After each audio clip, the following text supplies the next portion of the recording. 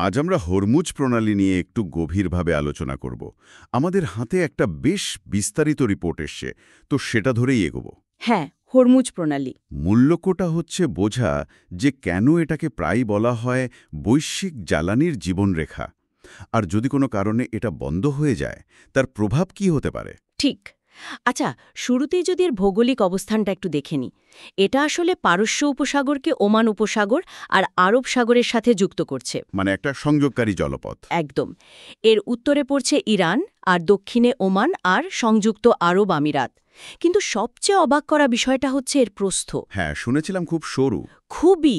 সবচেয়ে সরু অংশে এটা মাত্র ৩৩ কিলোমিটার চওড়া। ভাবুন একবার। মাত্র ৩৩ কিলোমিটার? হ্যাঁ, আর জাহাজ চলাচলের যে দুটো লেন, সেগুলো প্রত্যেকটা মাত্র ৩ কিলোমিটার চওড়া। খুব সামান্য একটা বাফার জোন আছে মাঝে। সত্যি অবিশ্বাস্য রকম সংকীর্ণ। আচ্ছা, এই যে জ্বালানির জীবনরেখা বলা হচ্ছে, এর গুরুত্বটা আসলে কতটা? সংখ্যা দিয়ে যদি একটু ধারণা দেন। গুরুত্বটা এনর্ম, অমছন্নান। বিশ্বের মোট তেল সরবরাহের প্রায় ২০%, প্রতিদিন ধরুন প্রায় ১৭ মিলিয়ন ব্যারেল। ১,৭০,০০,০০০ ব্যারেল প্রতিদিন? হ্যাঁ, প্রতিদিন। এই সরু পথ দিয়েই কিন্তু এই বিপুল পরিমাণ তেল যায়। অন্যভাবে বললে, বিশ্বের প্রতি ৫টা তেল ট্যাঙ্কারের একটাকে এই পথটা ব্যবহার করতেই হয়। তার মানে সৌদি আরব, ইরান, ইরাক, কুয়েত, ইউএই, কাতার, এদের সবার জন্য এটা জরুরি। একেবারে। এরা সব প্রধান রপ্তানিকারক দেশ। আর শুধু তেল নয় কিন্তু, কাতার যেমন তাদের প্রায় সমস্ত লিকুইফাইড ন্যাচারাল গ্যাস এলএনজি, সেটাও কিন্তু এই প্রণালী দিয়েই রপ্তানি করে। ওহ, আচ্ছা। এলএনজিও? তার মানে শুধু তেলের দাম না, বিশ্ব বাণিজ্য বলুন বা জ্বালানি নিরাপত্তা, সবটাই এর সাথে ভীষণভাবে জড়িত। ঠিক তাই। কিন্তু এই অঞ্চলে তো আমরা প্রায়ই উত্তেজনার খবর শুনি, তাই না? এখানকার ভূরাজনৈতিক পরিস্থিতিটা ঠিক কেমন? হ্যাঁ, এখানকার অবস্থাটা বেশ মানে সংবেদনশীল। ইরানকে দেখা যায় প্রায়ই এই প্রণালী বন্ধ করে দেওয়ার হুমকি দিতে। কেন? মানে কি পরিস্থিতিতে? সাধারণত যখন তাদের ওপর কোনো আন্তর্জাতিক নিষেধাজ্ঞা আসে বা কোনো সংঘাতের পরিস্থিতি তৈরি হয়, তখন তারা এটাকে একটা চাপের কৌশল হিসেবে ব্যবহার করতে চায় আর কি।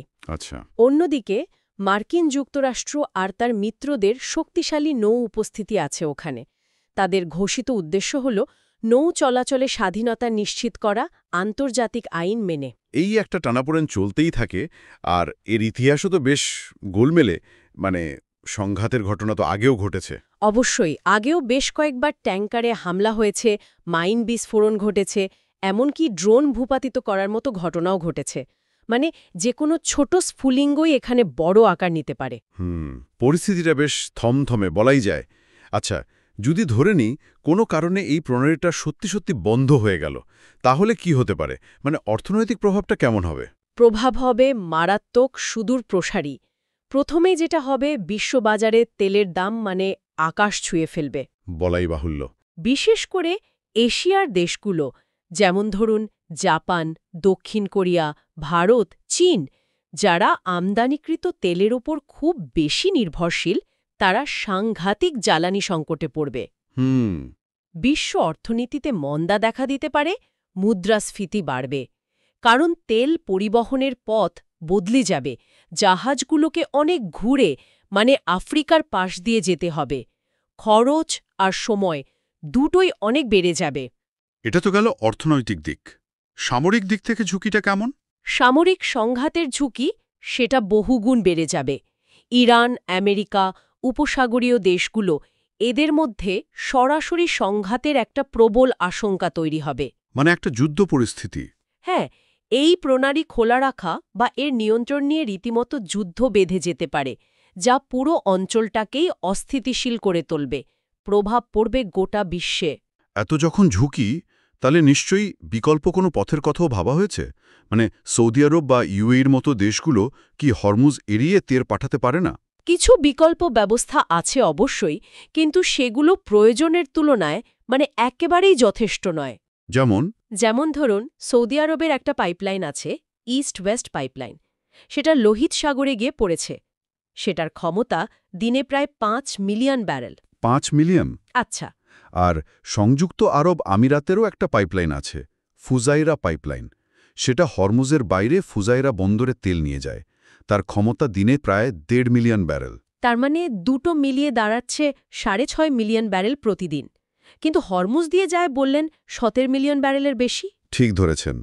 মানে এই দুটো পাইপলাইন একসাথে হরমুজের মাধ্যমে যে তেল যায় তার অর্ধেকেরও কম পরিবহন করতে পারে। তার মানে কোনো সম্পূর্ণ বিকল্প আসলে নেই বললেই চলে। একদম। উপসাগরীয় অঞ্চলের বেশিরভাগ তেল রপ্তানির জন্য হরমুজের উপর নির্ভরশীলতাটা থেকেই যাচ্ছে। কার্যকর কোনো সম্পূর্ণ বিকল্প এই মুহূর্তে নেই। তাহলে সব মিলিয়ে যা দাঁড়াচ্ছে, এই হরমুজ প্রণালী শুধু একটা জলপথ নয়, এটা আসলে বৈশ্বিক জ্বালানি নিরাপত্তা আর বিশ্ব অর্থনীতির একটা, বলতে গেলে, নার্ভ সেন্টার। একেবারে তাই।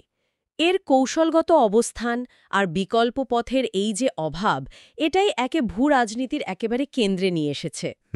আর এটাই আমাদের আজকের আলোচনার মূল বিষয়।